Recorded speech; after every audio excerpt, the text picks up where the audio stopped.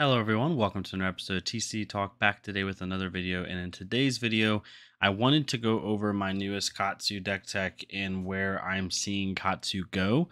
I've had a couple people ask me for like what my updated Katsu list would be for Uprising, and I kind of wanted to give my initial thoughts. With Katsu, I have not tested Katsu with the Uprising cards to the point that I have tested Phi. So this is just like initial impressions and initial thoughts, but day one, I can see this being the list that I would go with in the future. So for the first one, I wanted to bring up my original Katsu list from the last ProQuest season, the one that I placed top 8 with, and kind of show you it real quick, and then kind of give you the differences, right? So we have like even bigger than that: Ancestral Empowerment, Blackout Kick, Enlightened Strike, Head Jab. We have the Leg Tap line, 100 Wins, the Surging Strike line, Snatch, Soul Bead Strike, Torrent Tempo. Really a lot of breakpoint attacks. And then one Salt the Wound, and we ended up having 16 blues. So kind of giving you an idea, and I'll put both lists down below so you kind of understand. So in the new list, we kept the Leg Tap line, we kept the Surging Strike line, and we kept 100 Wins in play, the red 100 Wins. We'll kind of go by like sections. The first thing we changed was a little bit of the blues. So in the old list, we're running Soul Bead Strike, we're running 3 Fine Centers, we're running 3 Winds of Eternities, 3 Lord of Winds, that's 12. Then we're running 2 Fluster Fists just for the 3 block, 2 power blue, 2 Fluster Fists, and then 1 Lunging Press. So we're at 15 blues.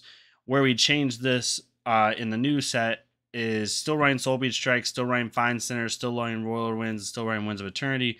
Where we changed is we removed the 2 Fluster Fist, and we decided to go with Lunging Press, 2 Lunging Presses instead of 1, and then 300 Wins. So going a little bit more aggro based. I want to be able to keep up with Phi, keep up with Briar, and I'm only going down to 3 even bigger than that instead of 5. So because of that, I'm not gonna have to worry about like whiffing as much. So I ended up going a little bit more aggro with my blues, put a little bit more attack reactions in there, kind of put 100 Wins in there to combo well, and so on and so forth. So that's the first change that I made. The next change that I made is I took out 3 head jabs in place of 3 double strikes. Now, double strikes at first seems like kind of like an okay card, right? And I'm not saying it's like game breaking, but what double strikes gonna be well is it's good into Dramai. It's basically an automatic match trigger. If she has Ash Wings on the field, like you Kadachi for 1, they take the Kadachi on Chain Link 1, then you play double strike twice, and you target an Ash Wing each time, triggers Mask, right? So it's really good for that. You could end up possibly running some attack reactions on it, right, to make it hit a little bit harder. Definitely some things you could do off of it. So overall, just trying to make Katsu go a little bit wider. Maybe have a couple turns where you're threatening 6 links. With Katsu, typically a 6-link turn isn't super as common as is with Phi. So I'm trying to be able to go a little bit wider, threaten a little bit more, force a little bit more on hits with the mask, and just kind of have good value. So that's one change that I made. The next change is I went from 3 or 5 even bigger than that's running, 2 of the or 6 even bigger than that's because I was trying to keep up with Chain. Now we're not gonna have to do that as much, so I'm down to 3 even bigger than that's. And I ended up, adding on a Lunging Press and then putting in some more attacks into there. The next thing that I did was I kept the Leg Tap line, I kept the Surging line, those did not change. I kept Enlightened Strike, kept Ancestral Empowerment. I ended up putting Crane Dance in the main board for this. It was in the sideboard for my old list. It's going to be in the main board for this list because it's going to be good into Dromai. It's going to be good into Prism, and it's going to even be good into Briar. So her attacks don't hit the breakpoint. If I can somehow get that Fine Center line off, at the very least, it'll force more equipment blocks. So put that in the main board. And then I ended up dropping Blackout Kick, just to, a little bit less emphasis on the Leg Tap line, so to speak. And then finally, I took out Salt the Wound, and added in Take the Tempo. So I took out like 1Z and 2Z cards and added in Take the Tempo. I like Take the Tempo a lot. This list has a similar game plan as the last list did, where I'm trying to present a lot of on-hit effects, a lot of like end of turn things, or a lot of things to force the opponent to block, because if they don't block, they're going to allow me to, really kind of set up my turn. Take the Tempo is a perfect card to either A, do with even bigger than that, obviously, if you can draw into it and then keep it in hand until you've hit 3 times that turn, or play it at the very end of a chain. It's the one thing about Take the Tempo, it's a little weird in Katsu, and I want to do some testing to figure it out, is it says if you've hit 3 or more times as combat chain. So you basically have to hit with the Kadachi and 2 attacks is the way the most part is before playing Take the Tempo. So because of that, it's going to be a little difficult because like off a 5-card hand, right, like you pitch a blue, let's say Take the Tempo as an arsenal, you Kadachi, they block one of the Kadachis, then you attack. So now you have, 2 cards left in hand.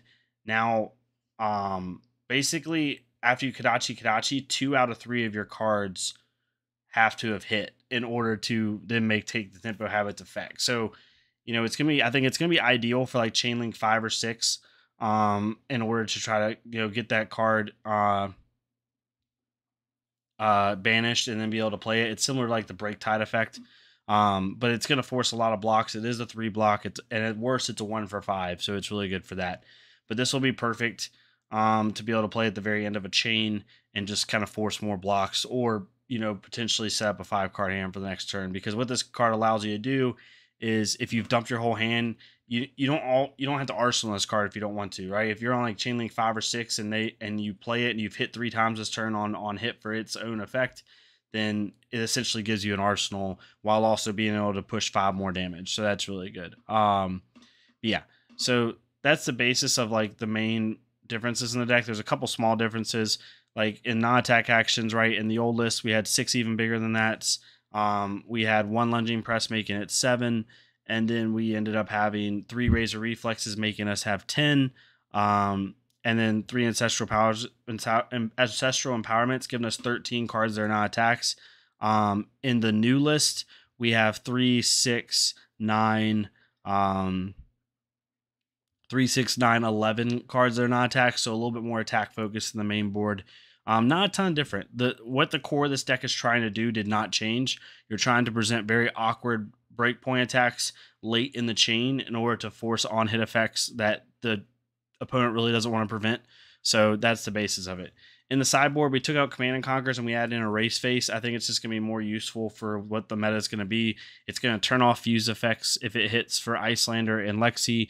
It's going to turn off Briar's ability to keep Channel Mount Heroic on the field because she can't pitch an Earth card.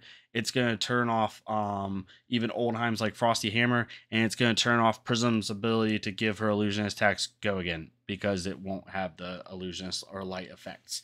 So really good card. I think it's going to be more important than Command and Conquer personally, and that's why I put it in. The Flick Flax and the Sink Blows stay in. Flick Flax will go in against Fi, against the Mirror, and against Briar, whereas Sink Blows will go in against like Icelander and Lexi, where I want to like cycle out certain cards and try to fish for other stuff. So that kind of stayed the same. We have Null boots in here.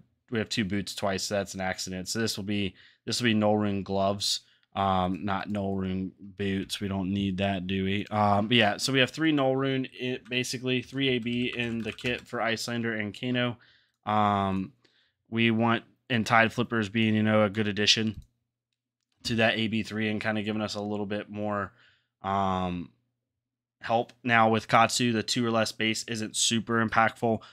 It's really only going to work on like your blues, really, to be honest. But, in a pinch, if you absolutely have to use it, it could be useful. But it won't be as crazy. I just have it in there because it's technically better than Null Rune boots.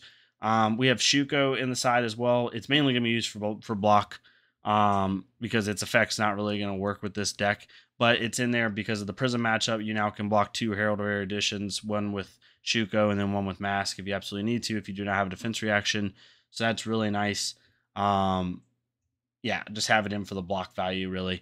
But yeah, that's the basis of the deck. The deck really didn't change. What we did is we added Double Strike, we added Take the Tempo, we took out Head Jabs because we don't quite have to go as wide as we used to. We took out like Salt the Wound. We took out the blue Fluster Fists, right? And then, took out the even bigger, and that's in the Blackout Kick. And then we add in, Take Tempo, Double Strike.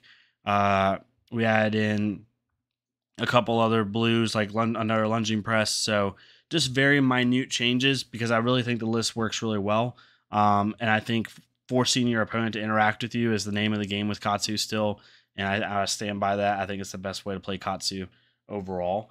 But yeah, let me know what you think of the list. Again, it'll take a lot of testing to kind of see how it goes with the meta, but I really like where this list is at. Double strike, is kind of experimental. We'll see how much impact it actually has. Maybe it'll just be good to have another good go again card in this, maybe head jab or something like that in this. So we'll have to see. But yeah, hopefully it makes sense to you all. Let me know what you think of the deck. Hopefully, it's something you can try out. Let me know how it works in your testing. And yeah, if you want, leave a like, comment, subscribe. If not me, go to our Fleshbug career, leave a like, comment, subscribe on their stuff so we can get more people seeing this game. And I will see you guys next time on TCG Talk. Thank y'all so much.